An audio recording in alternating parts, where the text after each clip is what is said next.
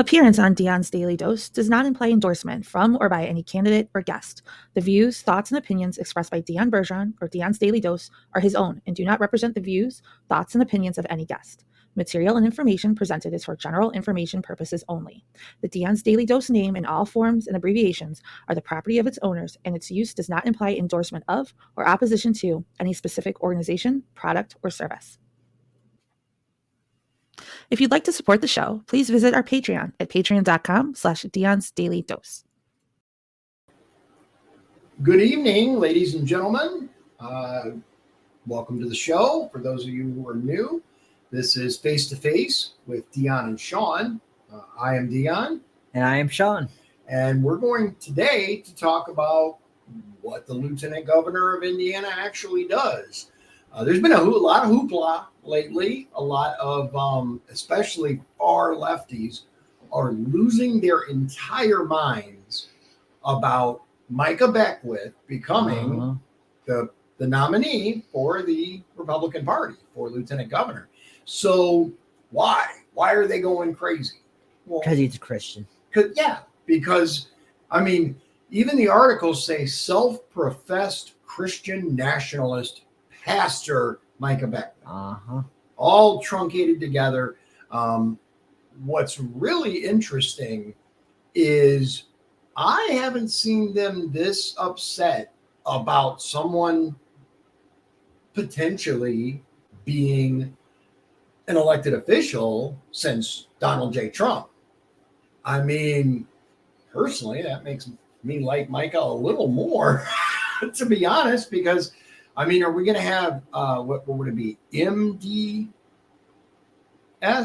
Micah derangement syndrome? We might. Beckwith derangement syndrome? We might.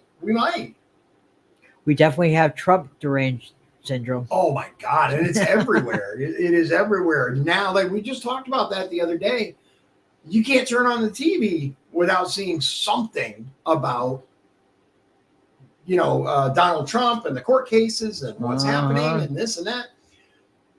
So when we talked about the convention, I had mentioned Micah Beckwith's video that played during the convention. And I talked about how good it was. I've been able to track it down. Luckily, his campaign team posted it to the public page, Micah Beckwith for Indiana.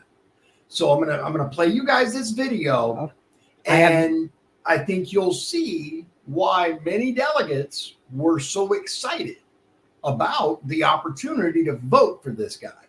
And I have not seen this video yet. Okay, so we'll get a fresh react from Shawn.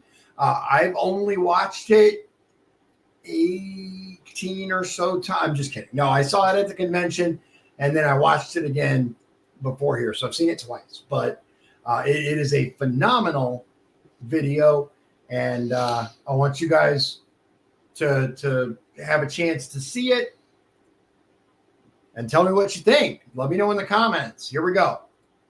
Indiana's future is too great for small dreams. We can stop the radicalization of our children. We can stop overtaxation.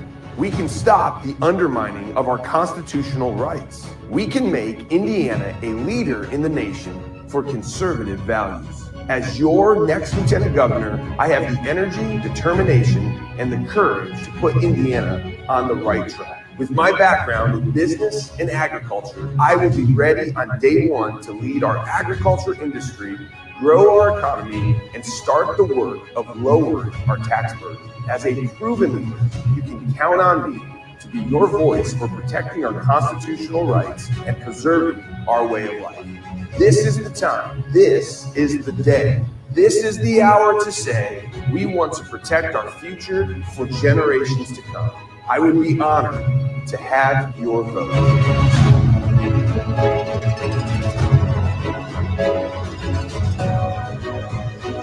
That was an excellent video.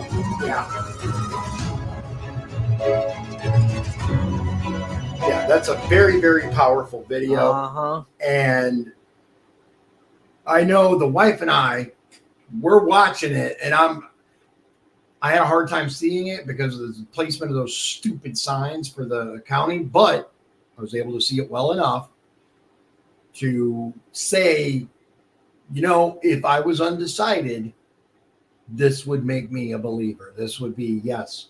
Yeah. Yes, and part of the controversy for him comes in because he fought against a library having inappropriate books, basically mixed in with young people books. Obviously, the left, the radicals, were very unhappy about that because they want inappropriate material in front of our children, and that's sick. It's disgusting. He didn't say ban them. He didn't say remove them. He just wanted to move to a different area. Age appropriate. Precisely, age appropriate. One of the most telling things that I've seen is when these parents get up at school board meetings and they read these books, and the school board tells them these are not appropriate to read in a public setting. Then why the hell are you letting our kids read them? Exactly. Very simple. Yeah. I mean, and they have gone after individual after individual that has stood up to basically protest these books being handed out to little kids. I've read some salacious ass stuff before, but I did so at an age that was appropriate for that stuff. Yeah. I mean, and people make the argument, well, with the internet, kids can see whatever. Okay, perhaps that's true, but not if you're doing your job as a parent and keeping access to these things limited. Yep. I mean, unfortunately, the internet is what it is, which is a whole other story. But what does these people are losing their minds? So why are they so good? We talked about that. How much power does the lieutenant governor actually have? What do they do here in the state of Indiana? And I didn't know that they had so many responsibilities and duties. There is a lot. There is. Yeah, we were. What's really interesting is the people that were for Julie McGuire kept telling people, well, the lieutenant governor isn't that powerful anyway. Okay. That's interesting. Yeah. Right? Turns out lieutenant governor is actually, in Indiana at least, is one of the most powerful lieutenant governors in the entire union. And the governor's one of the weakest. Yeah. Which is interesting. Is very interesting, isn't it? Let me show you guys what I was able to dig up. So this is from the National Lieutenant Governors Association, and it's a breakdown of the Indiana Office of Lieutenant Governor statutory duties. It says here, summary. The Indiana Lieutenant Governor has 26 statutory duties. That's a lot. That is. These duties include serving as Secretary of Agriculture and Rural Development. The Lieutenant Governor oversees the offices of Tourism, Defense Development, and Small Business and Entrepreneurship. She chairs the councils leading tourism, counterterrorism and security, and Main Street. The Lieutenant Governor also has duties including industrial development, senior citizens, housing, energy, and more. The state constitution says the Lieutenant Governor shall preside over the Senate. Now, before I go on and read through all of these, one of the interesting things that Micah Beckwith has said is he plans on being very involved with the Senate. I'm going to read through these duties, and then I'm going to read you an article because I find it fascinating. It says here, citations. Statutory duties of Lieutenant Governor as prescribed in Indiana Code. I see. Serve as Secretary of Agriculture, overseeing the State Department of Agriculture. Now, he's a farmer, so makes sense. Serve as Secretary of Rural Development, overseeing the Office of Community and Rural Affairs. Oversee the Office of Tourism Development, including designating and supervising the director. Oversee the Office of Defense Development. including designating and supervising the director.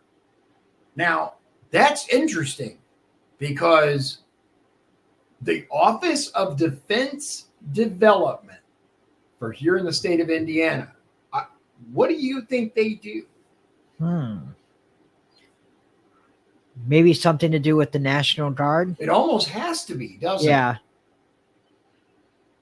That's the only thing that I can think of. Yeah, I think that's something maybe we can dig into at another time. But let's get through this.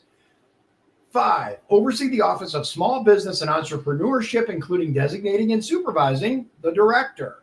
Serve as a member of the Housing and Community Development Authority. Serve as a member of the Military Base Planning Council. Serve as chairman of the Tourism Council. Serve as chairman of the Counterterrorism and Security Council. Serves as chairman of the Main Street Council by virtue of being Secretary of Agriculture and Rural Development. 11, serve as a member of the Advisory Commission on Intergovernmental Relations. 12, serve as a member of the Commission on Hispanic and Latino Affairs. 13, appoints a member to the Commission on Industrial Development. 14, serve as vice chairman of the Indiana Career Council. Compile and maintain membership lists for the coalition to support Indiana seniors. To distribute flown state flags not claimed. 17, administer the Community Services Block Grant. 18, administer the Housing Assistance Act. 19, administer Home Energy Assistance and LIH EAP programs. Not entirely sure what those acronyms stand for, but maybe we can dig into it a little while later. 20, administer weatherization programs. There are, that I'm a little familiar with. There are programs out there usually designed for seniors that provide a certain amount of money for seniors that can weatherize their homes. Okay. Like new windows and stuff like that. It's actually pretty cool, all things considered. And, you know, for those of you that are like, stop it with their handouts, until we stop sending hundreds of billions of dollars overseas, miss me with that nonsense. 21, administer migrant and farm worker programs. That is interesting, isn't it? Yeah. Migrant and farm worker programs. Now, we've heard the term migrant a lot lately, haven't we? Yeah, with all the people coming across the border. Yeah, I call them illegal aliens, but the left and the propaganda arm of the Democrat Party, also known as the mainstream media, calls them migrants. Number 22, administer the Shelter Plus Care Program. 23, administer the Emergency Shelter Grant Programs. Gee, those sound remarkably like they might be utilized for migrants, don't they? 24, authorize local economic development grants for housing rehabilitation. 25, call to order any state convention concerning United States Constitutional Convention. We talked about that a couple days ago. We did indeed. So it looks like he would be the one to call to order a, for example, convention of states or something like for that. Indiana. Yeah, for Indiana, he would be the one to call. He would to probably order. be the one to talk to if you wanted to be part of that too. I imagine he would. 26, appoint a member to the Lake County Convention and Visitors Bureau. Yeah, interesting. The Indiana Constitution states that the lieutenant governor, 1, shall become governor if the governor resigns or dies in office and act as governor in the event of incapacitation of the governor. Obviously. Yeah. 2, preside over the Indiana Senate. 3, cast the tie-breaking vote in the event of an equally divided, Indiana Senate vote. Now, those were the things that I thought the lieutenant governor those 3 did. were the only thing a lot of people know about. Oh, yeah, president of the Senate, they cast the tie-breaking vote. president of the Senate hasn't really been utilized much by previous lieutenant governors. It's always been very ceremonial in the past several decades. But Micah has said he fully intends on being a very active member and basically utilizing the role as president of the Senate. And the establishment probably doesn't like They that. do not like that No. at all. As a matter of fact, remember, ladies and gentlemen, that the person that was put up to run for lieutenant governor by Braun himself was the one that the establishment spent $600,000 to get into her state house seat. Didn't she beat it incumbent? What was that guy? Yes, John Jacob. That's it. Yeah, John Jacob, the individual that was actually quoted as the most conservative legislator in the state. Makes you think. Let me show you this interesting article that I pulled up when I was looking for all the duties of the lieutenant governor. So it says here, what are the powers and duties of Indiana's lieutenant governor? This is from WFYI Indianapolis, PBS, NPR. So you know where this is coming from. Republicans' nomination of, here comes, self-described Christian nationalist Micah Beckwith for lieutenant governor is shining a brighter spotlight on that office. And I do agree. People are like, what's the lieutenant governor do now? Because for one way or the other, they give a damn, which is good. Indiana's lieutenant governor has more statutory duties than almost any other such office holder in the country. They run the Department of Agriculture, Office of Community and Rural Affairs. They oversee tourism, defense development, blah, blah, blah. We talked about all of that. We laid it out. Longtime political analyst Ed Feigenbaum said the greatest power the office can wield under someone like Beckwith is its bully pulpit. Quote, being able to rally his supporters to go back and push individual senators back home and to push statewide for some kind of changes, Feigenbaum said. What do you think that means? What does that mean? The establishment won't be able to hide things. There you go. People in general tend to pay attention when it's something they care about, right? So you'll see, for example, somebody will mention, look, they're trying to do this in the House or in the Senate, right? Call your senators, call blah, blah, blah. If we have a lieutenant governor, president of the Senate, who is a confirmed conservative and not some rhino POS, they are going to call attention to the kinds of things these senators are trying to pass. And to say that he has a sizable pulpit is a vast understatement. He has a podcast.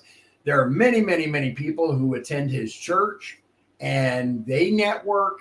And the establishment is terrified because they've been able to get away with all kinds of garbage for a long, long time.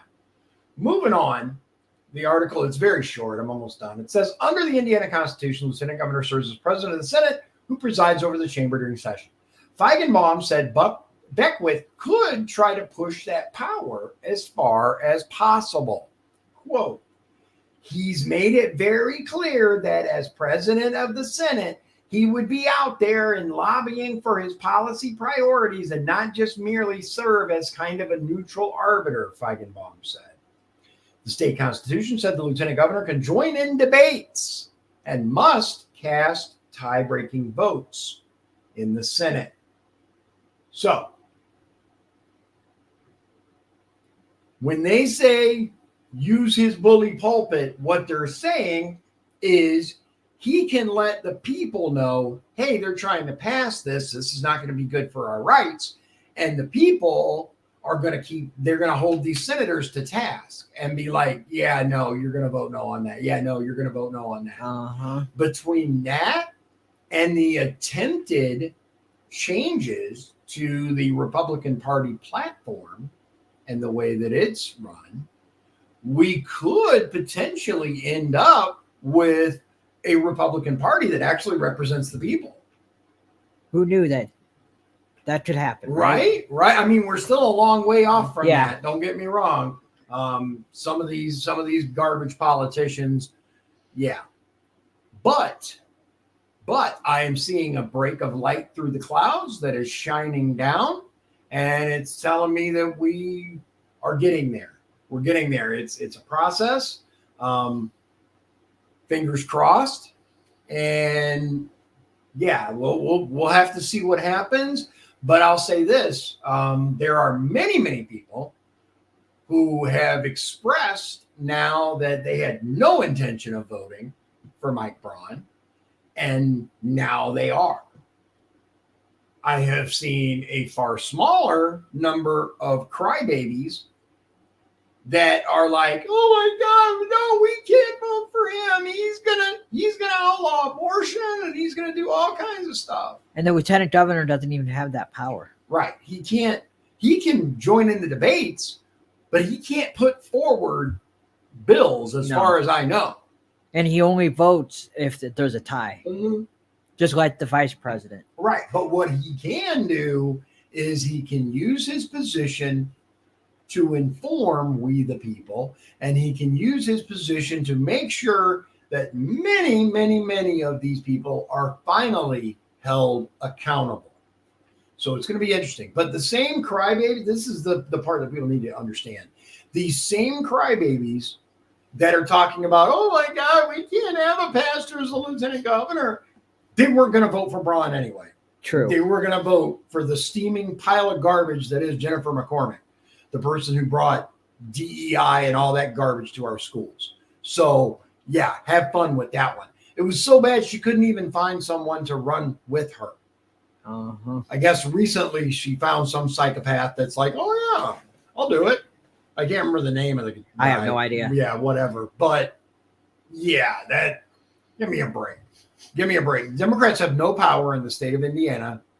And it's not going to change anytime soon. I don't think they've won a statewide race in 20 years. Yeah, it's been quite a while. It has. It's been quite a while. And let's face it, they're irrelevant. So all these people crying about Beckwith, they're not going to change the vote. So rest easy, ladies and gentlemen. I think having Beckwith as the lieutenant governor position is going to greatly help Braun, because there are many. As a matter of fact, did you hear that Rittenauer and she was running for lieutenant governor basically on an independent ticket with someone else, and they suspended their campaign in order to support Beckwith. Oh, really? Yes. I did not know that. Yeah. I can't remember the name of the individual she was running as. She couldn't run as governor because it's called the sore loser law, right? Yep. But she could run for lieutenant governor. So Jamie Rittenauer, we had her on the show. I was actually quite impressed with her, but I didn't agree with 100%. But it's very hard to find someone you agree with 100%. It'd be weird if that's the case. You don't even agree with your wife 100% of the time. Right. No, publicly I do. Oh, okay. Yes, dear. Sorry. Yes, dear. I don't want to get you in trouble. No, of course. We have disagreements all the time, right? But this is going to be, and I find it interesting too that the first thing Braun put out to all the papers and everything, I'm in charge. Well, no, duh. I mean, you're the governor. You're the governor. But nominee. Nominee, of course. But I believe that since that happened, Micah and Braun have had some really powerful and meaningful discussions, and Braun realizes that the support is a lot more important and probably is going to save his bacon in the general versus having a puppet. Like I don't know Julie personally, but I saw nothing at the convention to convince me to vote for her. It's just that simple. So we won, man. We won. That's it for today, ladies and gentlemen. I hope you have a wonderful evening, and we'll see you guys again very, very, very soon. Don't blink. No, we'll see you later. Good night. Oh, almost forgot. God bless you. God bless Indiana. And God bless the United States of America. Have a great evening. If you'd like to support the show, please visit our Patreon at patreon.com/Dion's Daily Dose. This has been Dion's Daily Dose, hosted by Dion Bergeron. Executive producers, Shawn Holgram and Michael Beebe. Copyright 2024. Dion's Daily Dose, all rights reserved.